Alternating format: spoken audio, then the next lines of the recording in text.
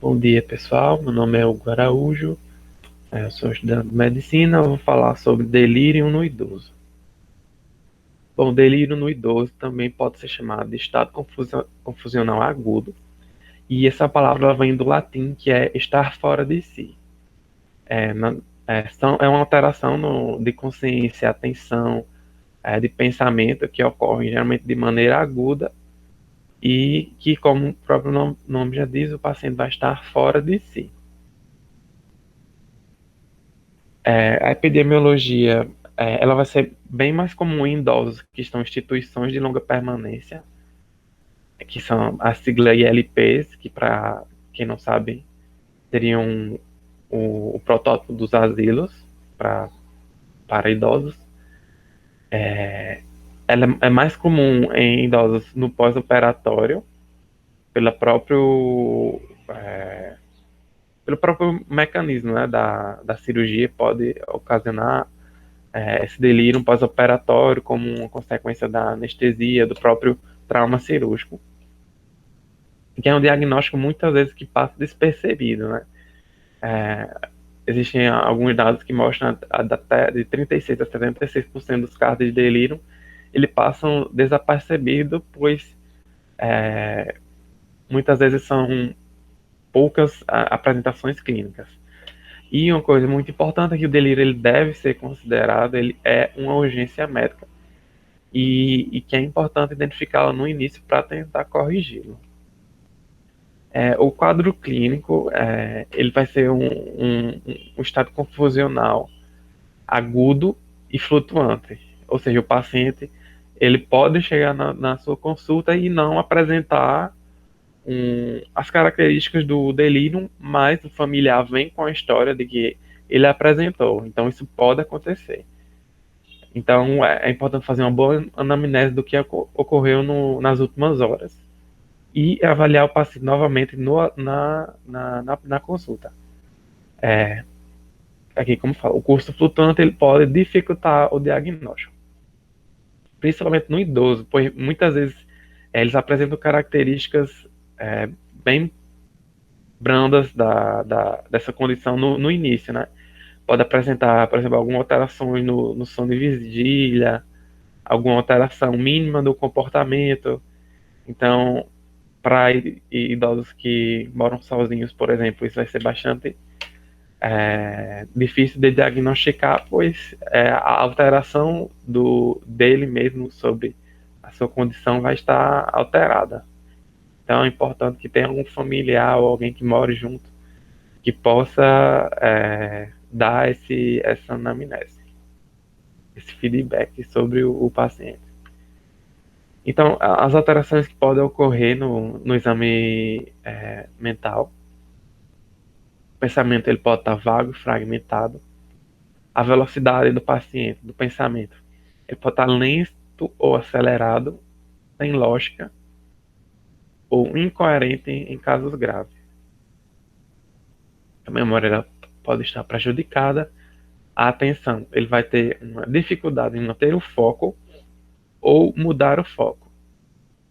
A psicomotricidade, assim como a velocidade, né, pode estar hiperativa ou hipoativa, e a orientação pode estar prejudicada temporoespacialmente. Ou seja, o paciente não vai saber o turno, o horário do dia que ele está, nem qual o dia da semana. E espacial, você pode perguntar, por exemplo, se ele sabe onde ele está naquele momento, e ele não vai saber responder se está no hospital, se está numa clínica. Então, isso caracterizaria uma desorientação temporoespacial. E a linguagem poderia ser disnosmias e disgrafias, ele vai ter dificuldade para escrever ou de nomear algumas coisas. A etiologia do delírio, ela é bem variada, vocês podem ver aqui. Então é importante fazer uma anamnese bem detalhada desse paciente. Entre as substâncias que podem encontrar o álcool e hipnóticos, como os benzodiazepínicos, que o delírio pode ocorrer tanto na intoxicação dessas medicações, como na própria abstinência. além de anticonvulsivantes, antidepressivos, hipotensores, parkinsonianos. Então, são uma vasta lista de medicamentos. Infecções, meningite, pneumonia, sepsemia, pielonefrite, infecção urinária. Ou seja,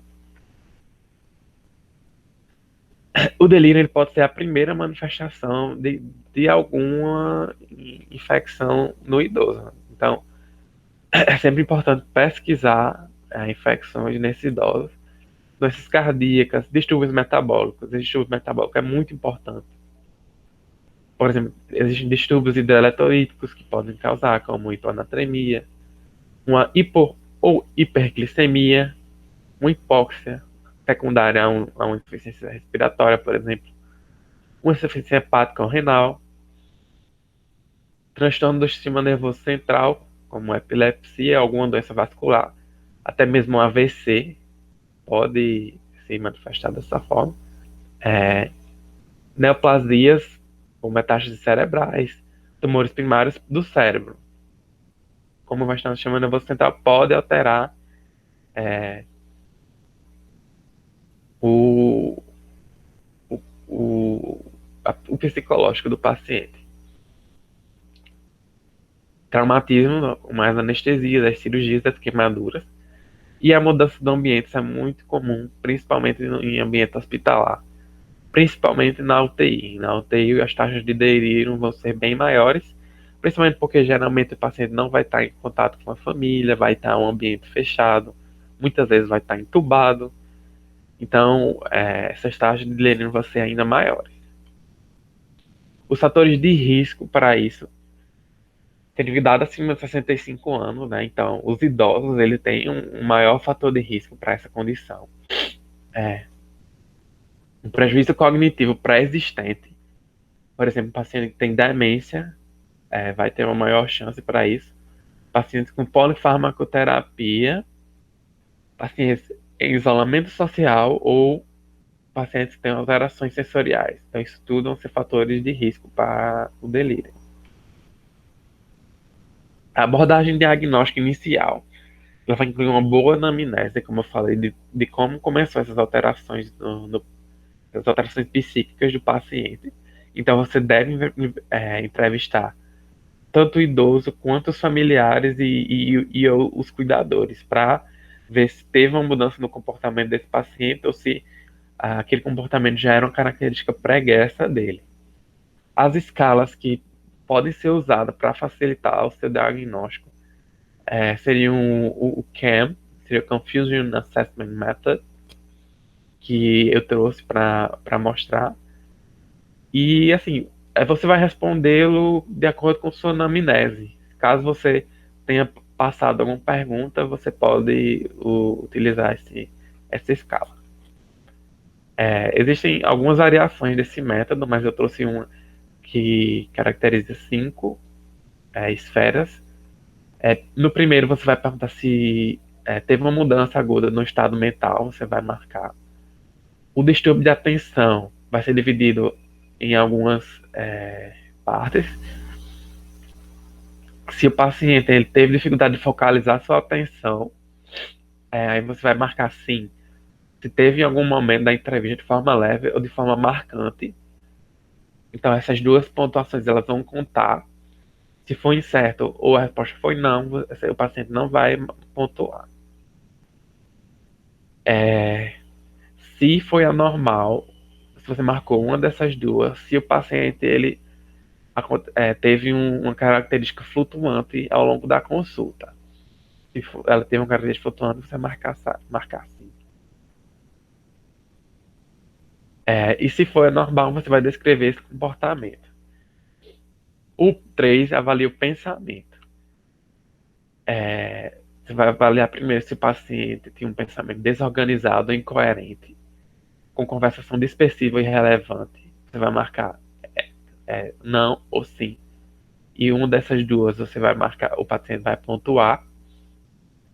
E se anormal, se isso variou durante a consulta. O quarto, alteração do nível de consciência, você vai marcar se o paciente está alerta, que é o único que vai estar normal. Nos outros, você vai marcar, vai pontuar. Se ele está hipervigilante, se ele está letárgico, está com estupor ou coma, o paciente vai pontuar. E você vai perguntar se esse estado de consciência ele variou ao longo da entrevista. Se sim, o paciente vai pontuar. Importante que para fazer esse diagnóstico do delírio, você vai precisar do primeiro e do segundo pontos para considerar o paciente, mais o 3 ou o 4. Vai precisar da alteração de pelo menos 3 desses requisitos. E o quinto é uma avaliação a mais, que seria a desorientação.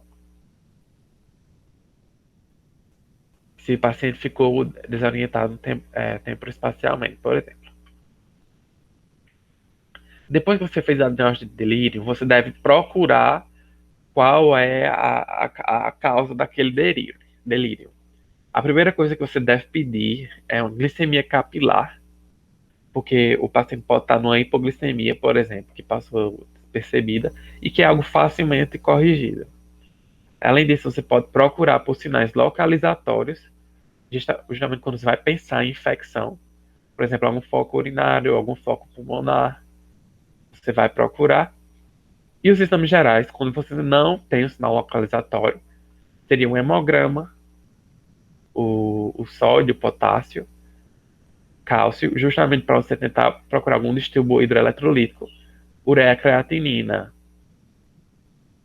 ver se tem alguma alteração renal, urina tipo 1 e urocultura, para ver se tem alguma infecção urinária, raio-x de tórax, para ver se tem alguma alteração pulmonar, eletrocardiograma e gasometria arterial, ver se tem alguma arritmia, por exemplo, no eletrocardiograma. E muito importante listar os medicamentos que faz uso, pois, como a gente viu, alguns desses medicamentos favorecem o aparecimento do delírio. O diagnóstico diferencial, ele vai ser feito principalmente com essas condições, que seriam a demência, depressão e esquizofrenia. Mas você vai ver que elas apresentam características diferentes quando você avaliando todas essas alterações. A demência ela vai ter um início mais insidioso e vai progredindo ao longo dos anos. A memória vai estar bem mais bastante prejudicada e geralmente pode apresentar lentificação.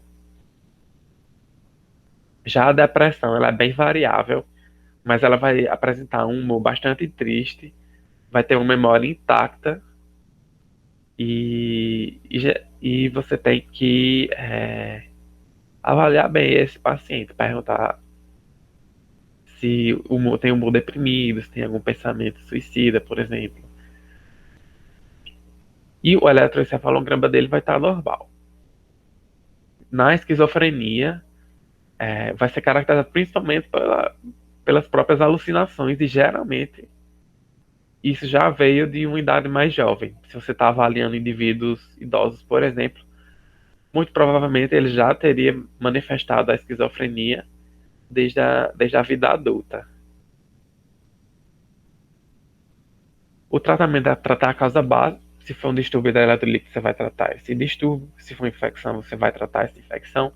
Se é algum medicamento que está causando, você vai trocar essa medicação.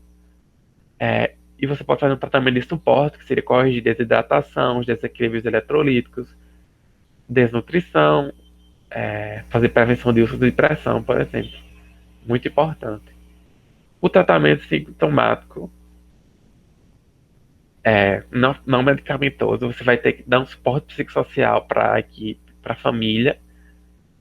É importante que a família oriente-se a família para tentar manter aquele paciente orientado, como falar qual a hora, onde é que ele está, e sempre explicar os procedimentos que vão ser realizados ao paciente. Por exemplo, você vai chegar, o paciente vai falar, vai se apresentar, vai falar que ele está no hospital e que vai ser necessário realizar um determinado procedimento. Isso é importante para tentar situar o paciente de onde ele está, para que ele possa recuperar a sua orientação. Quando eu vou medicar pacientes especificamente por delírio, ou seja, o tratamento não vai ser voltado para a causa base. Então, o tratamento ele vai ser principalmente para pacientes que têm um delírio hiperativo ou têm alterações importantes do sensório. E vai depender se o delírio ele é leve, se ele é moderado ou grave. Se ele for leve, a medicação pode até não ser mesmo necessária, mas você pode fazer um haloperidol via oral, 0,5 a 1 miligrama 2 vezes por dia. Se continuar refratário, você pode repetir. Se for um delírio moderado a grave, você vai tentar primeiramente uma abordagem por via oral, com haloperidol na mesma dosagem do delírio leve. Se não, se não der resultado, você pode realizar uma nova dose. Ou, se o paciente estiver bem agressivo, você pode realizar o haloperidol IM. Os benzodiazepínicos, como o lorazepam, ele pode ser utilizado também na dose de 0,1 miligrama, principalmente se o paciente tiver em abstinência de álcool ou dos próprios benzodiazepínicos, né? Então, seria a principal indicação para o uso do lorazepam nesses casos. Então, essas aqui foram as minhas referências. Eu tenho tratado de geriatria e gerontologia da Elizabeth Freitas e os emergências clínicas, abordagem prática da USP, a edição número 11. Se vocês tiverem qualquer dúvida, podem perguntar nos comentários. Obrigado por assistirem.